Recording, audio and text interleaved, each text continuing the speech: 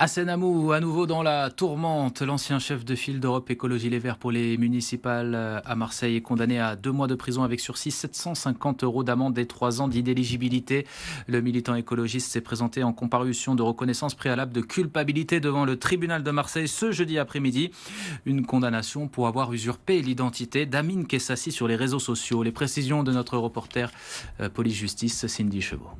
À la sortie de l'audience, Hassan Amou repart d'un pas pressé, le regard décontenancé quelques minutes devant un juge en comparution sur reconnaissance préalable de culpabilité. Difficile pour lui de s'exprimer. C'est finalement par le biais de son conseil qu'il reconnaît une nouvelle fois les faits. Usurper l'identité d'Amine Kessassi, pour quelles raisons?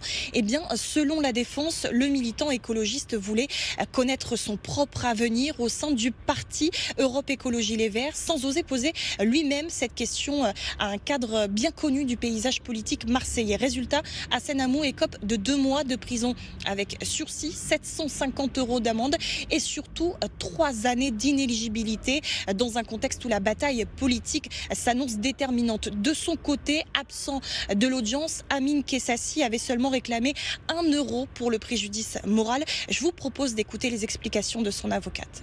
Je l'ai eu au téléphone. Il me dit tout simplement que la justice a fait son œuvre et que désormais il souhaiterait effectivement que cet événement ne se reproduise plus, et encore moins de la part de personnes qui gravitent autour de la sphère politique, et surtout qu'on le laisse vivre dignement ce deuil qui a frappé sa famille terriblement.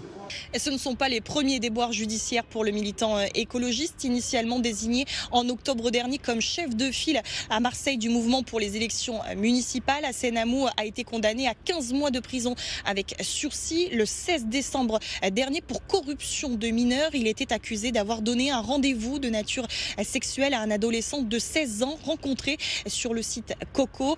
Une condamnation pour laquelle il a fait appel.